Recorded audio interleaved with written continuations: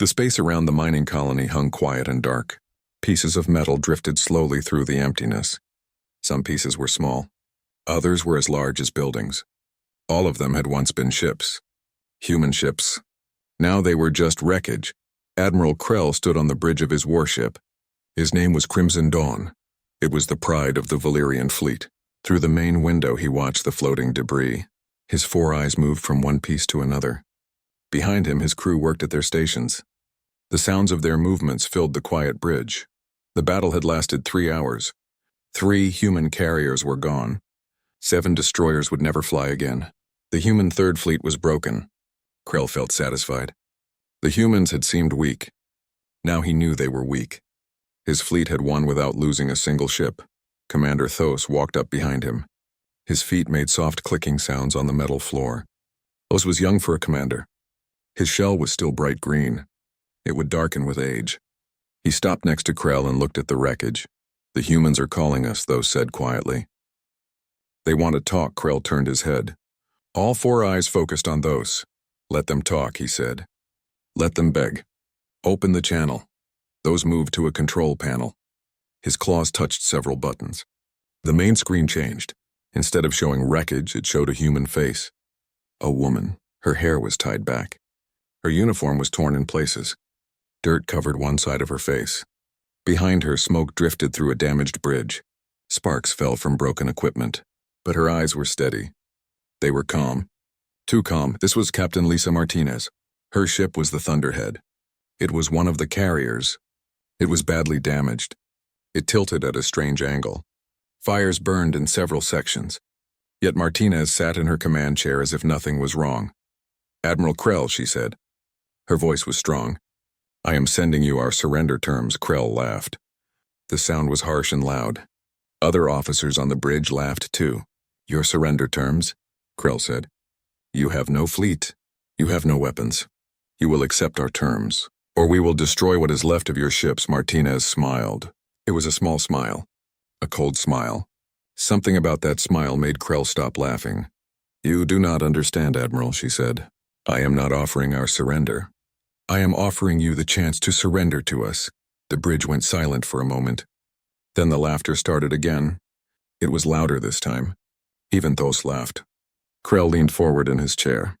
"Have you gone mad, Captain?" he asked. "We have destroyed your fleet. Your ships are broken. You float in space waiting to die." "No," Martinez said. Her smile grew wider. "You destroyed our greeting party.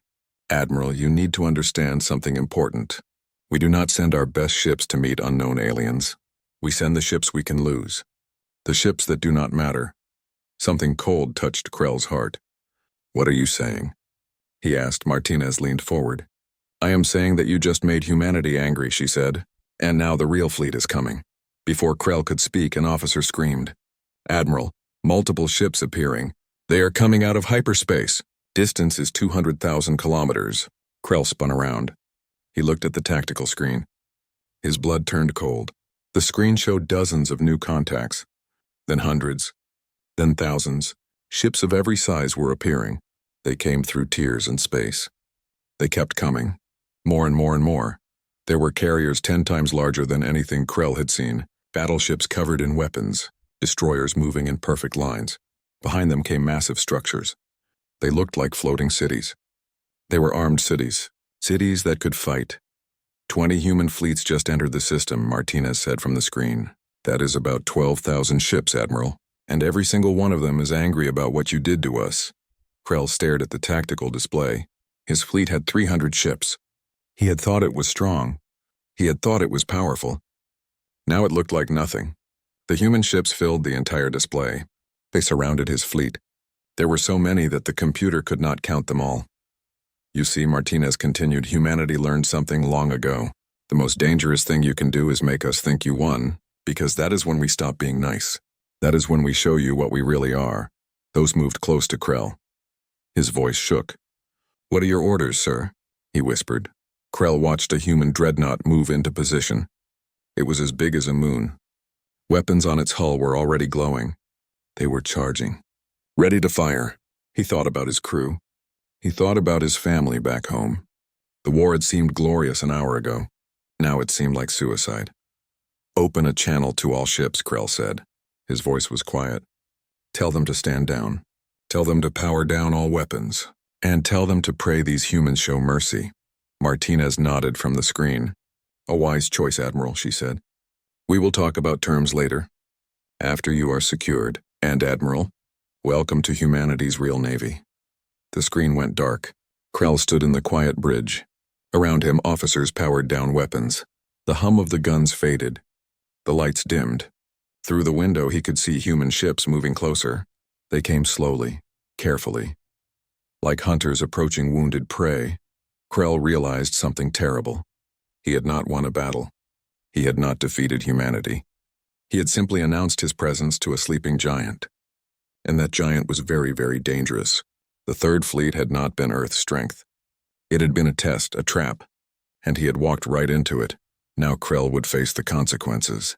He had started a war with creatures who were more prepared than he could have imagined. Creatures who planned for every possibility. Creatures who had been building their fleet for generations while the galaxy slept. The Valerian fleet sat powerless in space. Around them, 12,000 human warships took up positions. Each one was a reminder of how badly Krell had miscalculated. How completely he had failed to understand his enemy. The humans had not shown weakness. They had shown patience. And now that patience was over. 3 days passed. Admiral Krell sat in a conference room. The room was inside a human flagship. The ship was called Enterprise Prime. It was enormous. It had its own atmosphere inside. It could hold thousands of people. It was like a floating city in space. Across the table sat Fleet Admiral Gregory Santos.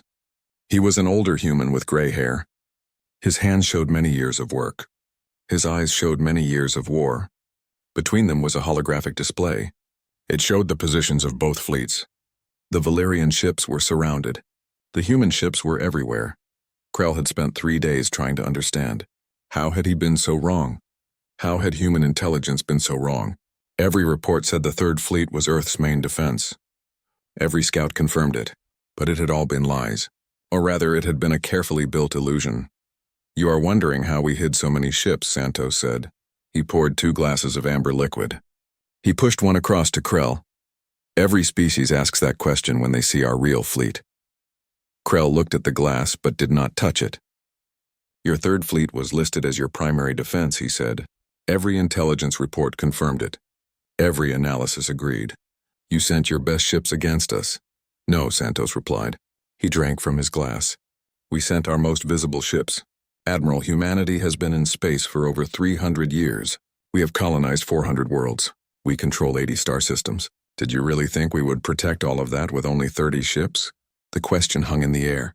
Krell felt stupid. Of course 30 ships were not enough. But the intelligence had been so clear, so certain. How could it all have been wrong? The resource cost would be impossible, Krell said. No species can maintain so many ships without destroying their economy. Perhaps not for your species, Santos agreed. But humans have a strange relationship with war, Admiral. We do not just prepare for it. We obsess over it. We study it constantly. We make games about it. We teach our children about famous battles. Our entire culture is built on competitive conflict. Santos activated the hologram. It changed to show human history. Thousands of wars flashed past. Small wars, big wars. Wars that covered entire continents. The timeline went back thousands of years. War after war after war. It never stopped. We have been fighting each other for our entire history, Santos continued. When we finally achieved peace on Earth, we did not forget how to fight. We kept all our weapons factories running. We kept all our shipyards building.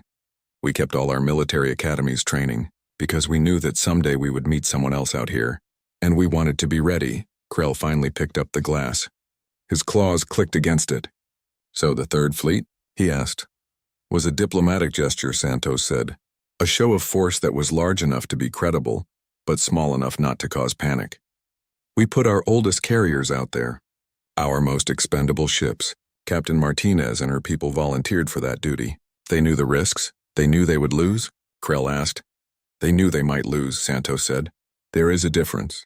But yes, they understood that first contact with hostile aliens rarely goes well. They also understood that their sacrifice would give us valuable intelligence about your capabilities. Krell drank the liquid. It burned going down. You used them as bait, he said. We gave them a choice, Santos corrected. Every one of them could have said no. None did. They understood what was at stake. Admiral, let me show you something else. The hologram changed again. It showed massive construction yards in orbit around planets. Dozens of them. Each one was building ships. Hundreds of ships in different stages of construction. Some were just frames. Others were nearly complete. The scale was staggering. This is just one sector of production, Santos said. We have 43 such sectors across human space. We build approximately 200 major vessels every year. Cruisers, carriers, dreadnoughts. We have been doing this for 70 years. Calculate that, Admiral. Krell did the calculation in his head. His stomach felt sick. 14,000 ships from production alone. And that did not count older vessels still in service. Ships that had been refitted and upgraded over the decades. The human fleet was larger than anything in known space. Perhaps larger than all other fleets combined. Why? Krell asked. His voice was hollow. Why build such a force when you had no enemies? Santos leaned back in his chair. Because humanity learned a hard lesson over thousands of years of fighting, Admiral. Peace is not natural. Peace is not the default state. Peace is what you build when you have the strength to defend it. We had no enemies, so we prepared for all possible enemies. We hoped we would never need this fleet. But hope is not a strategy. He leaned forward. His eyes locked onto Krell's four eyes. You attacked us thinking we were weak. You saw 30 ships and assumed that was everything. You made the same mistake that many human nations made throughout our history. You confused patience with weakness. You confused restraint with inability. And now you face the consequences. Krell set down his glass. His claw trembled slightly. What happens now? He asked. Now we discuss terms, Santos said. But understand this, Admiral. The Third Fleet was us being polite. What you see around you now is us being serious. You do not want to see what we look like when we are truly angry. Outside the window, the human fleet continued its patrol. Ships moved in perfect formation. There seemed to be no end to them. Each one was a reminder that humanity had not been sleeping during its centuries of peace. It had been preparing, building, planning for every possible threat. Krell watched the ships pass by. He thought about his home world. He thought about his family. He had left them thinking he would return a hero. Now he would return as the Admiral who had awakened a sleeping monster. The Admiral who had discovered that humans were not the weak, scattered species they appeared to be. They were organized. They were prepared. And they were absolutely terrifying in their capability. The worst part was knowing that humanity had been patient with him. They had given him every chance to back down. They had shown restraint, and he had mistaken that restraint for weakness. Now he would pay the price for that mistake. His entire species would pay the price. Santos refilled both glasses. The amber liquid caught the light from the stars outside. To new understanding, he said, raising his glass. Krell raised his glass as well. To survival, he replied, because that was all he could hope for now. Survival. For himself. For his crew. For his species. The galaxy had just learned that humanity was not to be trifled with, and Krell had been the unfortunate teacher of that lesson. Admiral Krell stood in an observation deck. It was a large room with windows that showed the stars. He watched as human engineers worked on one of his captured ships. It was a Valyrian destroyer. The ship had been damaged in the battle. Its power core was broken. Life support was failing. The crew had been evacuated. Krell had assumed the ship would be left to drift in space. Instead, he watched human repair crews swarm over the destroyer. There were dozens of them. They wore spacesuits and carried tools. They moved quickly and efficiently. They were not taking the ship apart for scrap. They were fixing it. Commander Elena Brooks stood beside him. She was the chief engineer of Enterprise Prime. She was a small woman with hands stained by grease. She held a datapad and was reading repair reports. She seemed pleased with what she saw. Impressive work, isn't it? She said, your power system is fascinating. It is not as efficient as ours, but the basic design is sound. We can improve it. Krell's mandibles clicked in confusion. You are repairing it? He asked. Why waste resources on an enemy vessel? Because it can be fixed, Brooks replied. She said it as if the answer was obvious. Admiral Santos wants you to watch this. Consider it an education about humanity. Over the next 6 hours, Krell watched the impossible happen. The human crews worked without stopping. They replaced the broken power core with a human fusion reactor. They upgraded the defensive shields. They reinforced the hull with composite armor. They recalibrated the weapon systems. When they finished, the destroyer was not just repaired. It was better than before. 12 hours, Krell whispered. You repaired a destroyer in 12 hours. That should be impossible. 11 hours and 43 minutes, actually, Brooks corrected. She checked her datapad. We had to make some custom parts for your exotic matter containment system. That took extra time. Make? Krell said. You created new parts from nothing? Of course, Brooks said. We have manufacturing facilities on every major vessel. We have 3D printers. We have molecular assemblers. We have traditional machine shops. If we can scan something, we can build it. Usually we can build it better than the original. Krell turned to face her. Commander, this should not be possible. The logistics alone are massive. You need specialized facilities. You need supply chains. You need trained technicians. This requires infrastructure that takes decades to build. We have all of that, Brooks said, on every ship larger than a frigate. Admiral, do you know what humans did before we reached space? We built things. Massive things. Cities with buildings that touched the clouds. Machines that could think. We took raw materials from the Earth and turned them into wonders. When we moved into space, we did not abandon that ability. We made it stronger. She led him to another window. This one showed a human carrier in the distance. Repair drones swarmed around it. Each drone carried materials or tools. They moved like insects working on a hive. That carrier took damage 3 weeks ago, Brooks explained. Catastrophic damage to 2 of its flight decks. Do you know how long your people would need to repair that level of damage? Months, Krell admitted. Perhaps a year if we had to return to a shipyard. We had it operational again in 5 days, Brooks said. Fully operational, not limping along. Not temporarily fixed. As good as new. Actually better, because we upgraded the systems while we worked. Krell felt despair wash over him. Your vessels are self-sufficient, he said slowly. You do not need supply lines. You do not need bases. Each ship is its own mobile factory. Now you understand, Brooks said with a smile. We learned long ago that wars are won by logistics as much as firepower. The side that can keep fighting the longest usually wins, so we built our fleet to fight forever if necessary. Every major vessel can repair itself and help repair other ships. Every fleet can operate independently for years. We carry raw materials. We carry manufacturing equipment. We carry everything we need to sustain ourselves indefinitely. Admiral Santos entered the observation deck. His timing seemed perfect. He joined them at the window.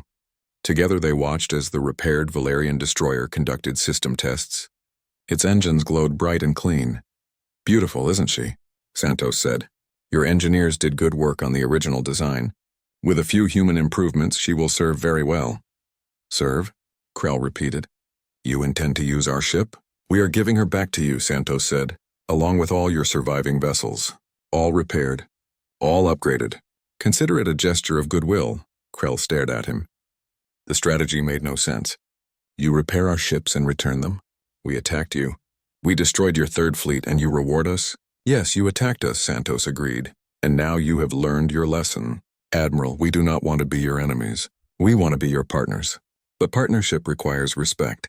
And respect requires understanding. You need to understand what humanity is capable of, not just in destruction but in creation. He gestured to the repaired destroyer outside. We can destroy your entire fleet in minutes, but we can also rebuild it in hours. We can wage war across 1,000 star systems, but we can also build cities on barren moons and turn deserts into gardens. Our greatest strength is not our weapons, Admiral. It is our refusal to accept limitations. Krell watched as his destroyer completed its tests. The engines burned cleanly. The shields flickered to life. All systems showed green. You want us to fear you, he said. No, Santos said quietly. We want you to respect us. Fear fades over time. Fear breeds resentment and hatred. But respect earned through demonstrated capability, that lasts. Your people attacked us because you did not respect us. You saw our small fleet and assumed weakness. Now you have seen our true strength. Now you understand what we are capable of. Brooks checked her datapad again. Admiral, we have 6 more of your vessels ready for return. The crews are standing by for transfer back to Valerian control. Krell turned to Santos. And after we return home? He asked. What then? Then you tell your government what you learned here, Santos said. You tell them that humanity is not to be trifled with. You tell them that we can be the best friends they ever had, or we can be the worst enemy they could imagine, and you tell them that the choice is entirely theirs. The repaired destroyer began moving toward the Valerian formation. It gleamed in the starlight. A testament to human engineering. A warning of human capability. Krell watched it go. He finally understood that this had not just been a demonstration of ability. It had been a statement of intent. Humanity could destroy anything. But they preferred to build. And that preference, more than all the weapons in their vast arsenal, was what made them truly dangerous. Because a species that can build can also rebuild. A species that can create can sustain a war effort indefinitely. There was no defeating such an enemy. There was only the choice to join them or avoid them. And Krell knew which choice his people would make. The Valerian High Council chamber was magnificent. Crystalline walls rose 30 meters high. Light from their binary sun came through the walls and created beautiful patterns. 12 council members sat in their designated seats. Their shells were polished until they shined like mirrors. All of them watched Admiral Krell standing at the center podium. He had been speaking for 2 hours. He told them everything he had seen during his capture. The council had listened in growing silence. Their mandibles clicked with worry and disbelief. The story Krell told seemed impossible. But they knew he was not lying. Supreme Counselor Vex was the eldest of the 12. He raised a claw for silence. "Let me understand correctly, Admiral," he said. "The humans have a fleet of over 10,000 major warships. They can repair damage in hours that would take us months. Their vessels are completely self-sufficient. And they returned your entire task force to us, upgraded and improved, as a gesture of goodwill. Is this all accurate?" "Yes, Supreme Counselor," Krell confirmed. "That is exactly what I witnessed." Counselor Marek was the military representative. He slammed a claw on his bench. "This must be propaganda," he shouted. "No species could maintain such a force. It would destroy their economy. They would go bankrupt." "I witnessed it with my own eyes," Krell replied firmly. "I spoke with their engineers. I spoke with their commanders. I spoke with their strategists. I studied their economic models. Counselor, they have 400 colonized worlds. Their industrial capacity is 50 times larger than ours, perhaps 100 times. They build because they can afford to build." Counselor Thex represented the Intelligence Directorate. She leaned forward. "Our scouts reported only minimal human presence in most systems," she said. 30 ships here, 40 ships there. Nothing suggested this kind of massive force. "Because that is what they wanted you to see," Krell said. "They deliberately kept their main fleet hidden. Those small deployments were bait. They were designed to encourage aggression from potential threats. They wanted to identify hostile species before revealing their true strength." A hologram appeared above the council floor. It was projected from data Krell had brought back. The hologram showed the human fleet in formation. Thousands upon thousands of vessels arranged in precise patterns. Even as a recording, the sight was overwhelming. Several council members shifted uncomfortably in their seats. Vex studied the hologram for a long moment. "You believe their claims?" he asked. "That this entire fleet exists solely for defensive purposes?" "I do," Krell said. "But Supreme Counselor, their definition of defense is much broader than ours. They believe in defending not just their territory but the principle of their sovereignty. An attack on any human world, no matter how small or remote, is treated as an attack on all of humanity. Their response is not proportional to the damage caused. It is proportional to the threat presented." Marek scoffed loudly. "Proportional? We had a border skirmish and they responded with their entire military force. Because we demonstrated hostile intent," Krell replied. "We destroyed their ships. We killed their crews. From their perspective, we declared total war, and when humanity goes to war, they commit everything they have. There is no concept of limited engagement in their military doctrine. No concept of a small war. Every war is total war." Counselor Vex was the economic advisor. He raised a claw carefully. "What of their terms?" he asked. "You mentioned peace negotiations." Krell activated another projection.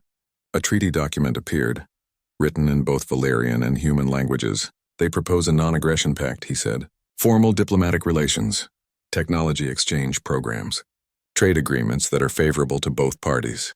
"And in exchange?" Vex asked carefully. "They want us to join something called the Cooperative Defense Initiative," Krell explained. "An alliance of star systems dedicated to mutual protection and economic development. 23 other species have already signed the treaty." The humans provide military protection and infrastructure support. Member species contribute resources and share technology. Thex laughed bitterly.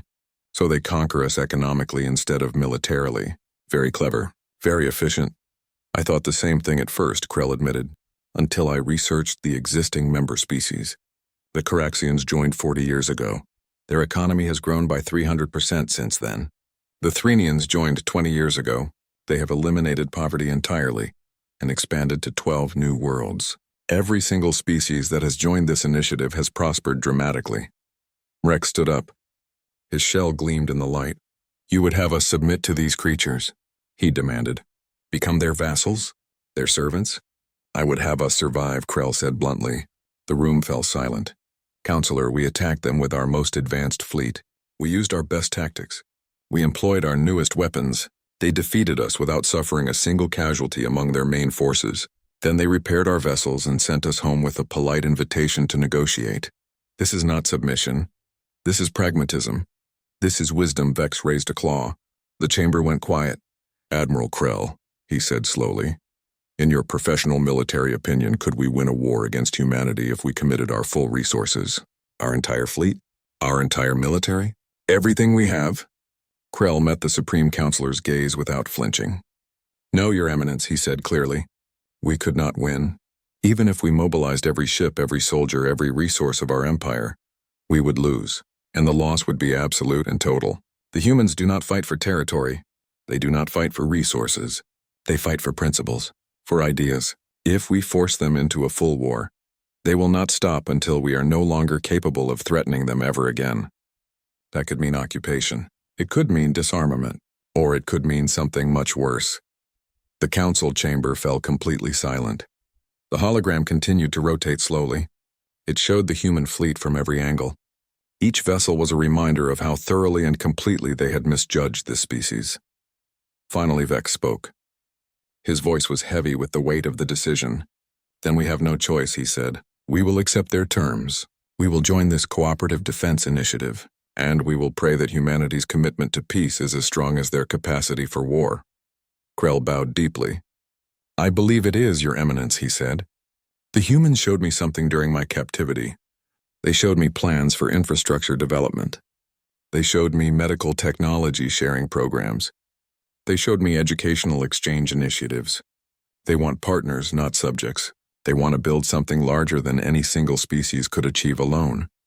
And what do they gain from all this? Rek demanded. There must be something they want. Safety, Krell replied. Security. Peace. They told me that every species they bring into their initiative is one less potential enemy, one more ally, one more partner. They are not building an empire, Counselor. They are building a community. And they have the strength to protect that community from anyone who threatens it. Vex stood slowly. His ancient shell creaked slightly with the movement. Then let us hope they are as good at keeping peace as they are at waging war, he said. Admiral Krell, you will serve as our ambassador to the humans. You will negotiate our entry into this initiative, and you will ensure that our children never have to face what you faced out there in space. Krell bowed again. Yes, Your Eminence, it will be my honor. As the council dismissed and members began to leave, Krell looked once more at the hologram of the human fleet. Somewhere out there, Admiral Santos and his people were probably already planning for the next potential threat, building more ships, training more crews, preparing for wars they hoped would never come but were ready to fight if necessary. And Krell realized with absolute certainty that he never wanted to see that fleet as an enemy again. He had been given a second chance. His species had been given a second chance. They would not waste it. 5 years had passed since the incident. Humans now called it the Valerian miscalculation. Ambassador Krell stood on the observation deck of Unity Station.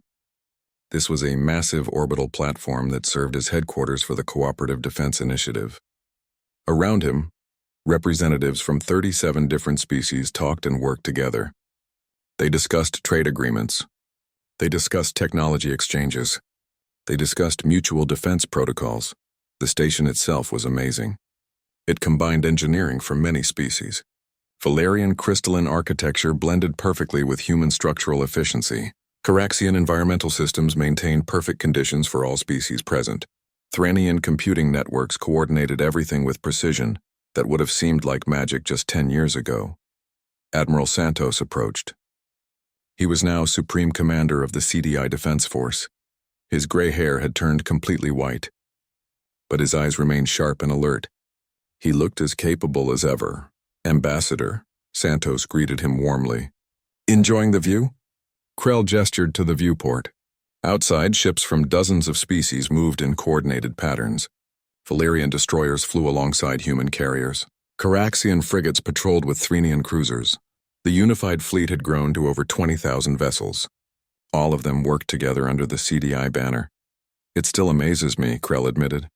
5 years ago, I thought humanity would conquer the galaxy. Instead, you convinced the galaxy to work together. "Not convinced," Santos corrected gently. "We demonstrated. Words are cheap, Ambassador. But when we showed species what we could accomplish together, when we proved that cooperation benefits everyone, the choice became obvious." A young human officer approached. She saluted both of them. Lieutenant Kate Morrison was Santos's aide. She carried a datapad filled with reports. "Sir, the quarterly report is ready," she said. "Economic growth across all CDI systems continues at 12%. Technological advancement indices are up. 0 military conflicts between member species. 6 new applications for membership are pending review." "Excellent," Santos said. "What about the Krethian situation?" Morrison's expression darkened slightly. "The Krethian Empire has been conducting raids on border systems," she said. 3 attacks in the last month. They are testing our response times." Krell felt a familiar chill run through him. The Krethians were a warrior species. They were aggressive and expansionist. They had been watching the CDI with suspicious hostility for years. "Will you respond?" he asked. "We already have," Santos said calmly. "Captain Carlos Rivera and the 7th Fleet are moving into position as we speak. 10 ships. Tough to make our point clear." "10 ships?" Krell asked in surprise. "The Krethians field 200 vessels in that sector." "Yes, but they have never fought CDI vessels," Santos replied. "They have never seen what our combined technology can do. They are about to learn the same lesson you did, Ambassador, though I hope they are quicker to understand it." Morrison pulled up a tactical display. It showed the Krethian fleet massing near a CDI border world. The human ships were moving to intercept. Their formation was precise and confident. "Captain Rivera has his orders," Santos continued. "Demonstrate capability. Offer terms. Avoid casualties if possible. But if they insist on fighting, he is authorized to respond with appropriate force. And if that is not sufficient?" Krell asked. Santos smiled. "There was steel beneath it. Then the Krethians will discover what you discovered, Ambassador, that the ships they see are just the greeting party, and that humanity really dislikes having to bring out the main fleet." The tactical display updated in real time. The 7th Fleet had arrived at the border system. Captain Rivera's flagship, the carrier Justice, took position at the front of the formation. The Krethian fleet moved to intercept. They were confident in their numerical superiority. What happened next would be studied in military academies for decades. The human vessels demonstrated technology that should not have been possible. Shields that adapted in real time to incoming fire, point defense systems with near-perfect accuracy, weapons that struck from ranges the Krethians thought impossible. In 15 minutes, the 7th Fleet disabled 40 Krethian vessels. They did not destroy a single ship. They did not cause a single casualty. They simply shut down engines, weapons, and life support, one system at a time. With surgical precision that was more demonstration than actual combat. The Krethian commander was Admiral Zex. He found himself sitting in a dead ship. All his systems were offline. He watched as human vessels moved among his fleet like shepherds among sheep. When Captain Rivera opened a communication channel, Zex wore an expression Krell recognized immediately. It was the look of someone who had just realized they made a terrible mistake. "Admiral Zex," Rivera said. His voice was calm and professional. "We are now going to restore your systems. We will repair any damage we caused. And then we are going to have a conversation about the benefits of joining the Cooperative Defense Initiative. Does this sound acceptable to you?" Zex stared at the human captain for a long moment. Then slowly he nodded. "It sounds very acceptable, Captain," he replied quietly. Santos closed the tactical display. "And that, Ambassador, is how we grow," he said. "Not through conquest. Not through intimidation. Through demonstration of what cooperation can achieve." Krell looked out at the unified fleet again. You are building something unprecedented, Admiral, he said. A true galactic community. We are trying, Santos admitted. But it only works if everyone participates. Every species brings something valuable. The Valerians brought crystal technology that revolutionized our communications. The Caraxians shared propulsion advances that increased our fleet efficiency by 30%. The Threnians gave us computational algorithms we never could have developed alone. And humanity? Krell asked. Santos smiled. We brought the one thing we have always been good at, the ability to organize chaos into order, to take disparate elements and forge them into something greater than the sum of their parts, and when necessary, the willingness to defend what we have built with everything we have. Morrison received another update. Sir, the Krethian government has requested formal negotiations, she reported. They want to discuss CDI membership already, Krell asked in surprise. That was very fast. They are pragmatists, Santos said. Like you were, Ambassador. They saw the demonstration. They understood the message. Now they want to be part of the solution instead of part of the problem. Krell watched as another species prepared to join the growing community. 5 years ago, he had feared humanity would dominate the galaxy through force. Now he understood that humanity had no interest in domination. They wanted something far more ambitious. A galaxy where every species could thrive, protected by overwhelming force that would never need to be used because the mere existence of that force prevented conflict. Admiral, Krell said slowly, do you ever worry about what would happen if humanity decided to abandon these principles? If you chose conquest instead of cooperation? Santos was quiet for a moment. He watched the ships move in perfect harmony outside. Every day, Ambassador, he said finally. Every single day. That is why we built this system with checks and balances. Why we insist on consensus. On representation from all member species. Why we teach our children that strength without wisdom is tyranny. He turned to face Krell directly. Humanity learned through millennia of painful experience that empires built on conquest eventually fall. But communities built on mutual benefit can last forever. We chose the harder path because it is the right path, and because we know what we are capable of if we ever chose the wrong one.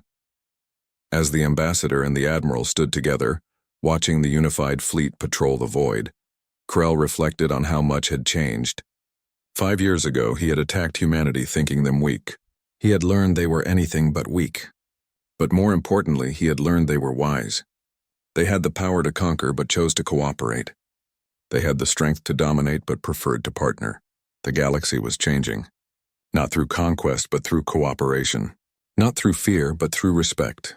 And at the center of it all was humanity, a species that had spent 10,000 years perfecting warfare only to use that knowledge to prevent it. They thought the battle was over when they destroyed the Third Fleet.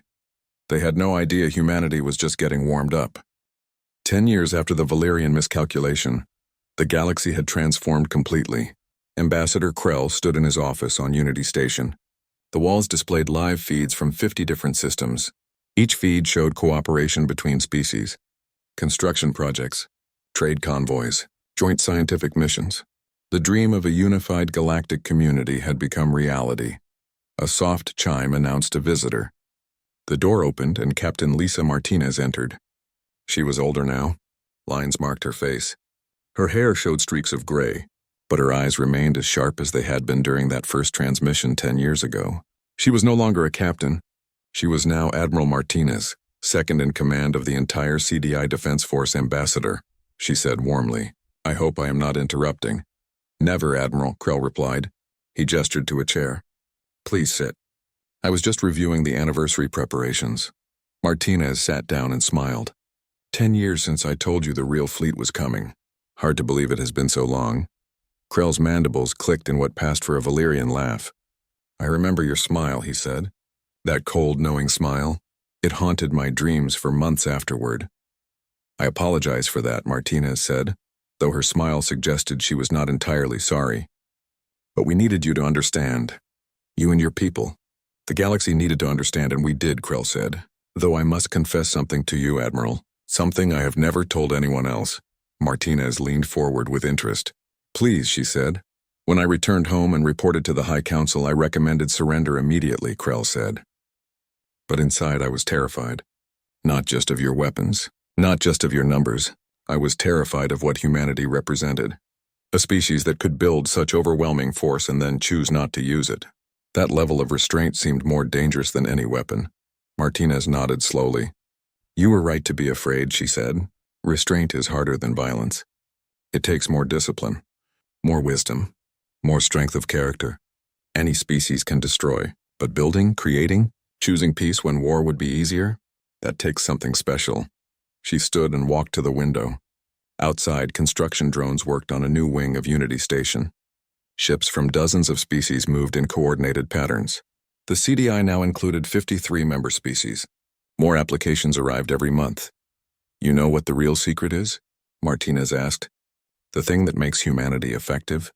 Please tell me, Krell said. We remember our mistakes, Martinez said simply. Every war we ever fought taught us something. Every conflict showed us what happens when diplomacy fails. When we finally united Earth, we did not forget those lessons. We did not assume peace would last forever. We prepared for the worst while hoping for the best. She turned to face him. And when we met you when you attacked our Third Fleet, we saw an opportunity, not for revenge, not for conquest, an opportunity to teach the galaxy what we had learned. That strength and wisdom together are better than either alone. The door chimed again. This time, Supreme Commander Santos entered. He looked even older than Martinez. His hair was completely white now. His movements were slower, but his mind remained sharp. Behind him came Captain Carlos Rivera, now an admiral himself after his successful handling of the Krethian situation. Ambassador Krell, Santos said warmly. Admiral Martinez, I hope you are ready for the ceremony tomorrow. As ready as I can be, Krell admitted. Speaking in front of 53 species is somewhat intimidating. You will do fine, Rivera assured him. You are the perfect person to speak about what the CDI means. You were there at the beginning. You saw both sides, the fear and the hope. Santos moved to the window and looked out at the assembled fleet.